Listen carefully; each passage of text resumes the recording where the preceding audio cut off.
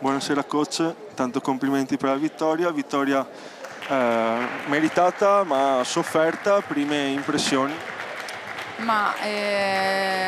Sicuramente le ragazze sono state brave a star lì sul pezzo per tutta la partita, perché comunque è stata una partita punto a punto e quindi c'erano continui strappi e sono state brave a star lì con la testa. Sicuramente un qualcosa che abbiamo provato a migliorare nel corso della partita, piano piano, è stata un po' la difesa, anche se insomma nell'uno contro uno abbiamo sofferto parecchio.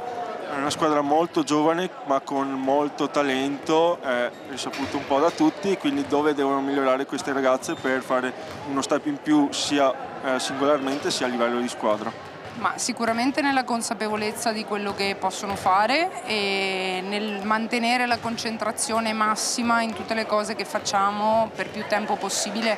Abbiamo ancora troppi momenti in cui stacchiamo la testa e facciamo degli errori anche banali, da squadra giovane sicuramente, però veramente banali.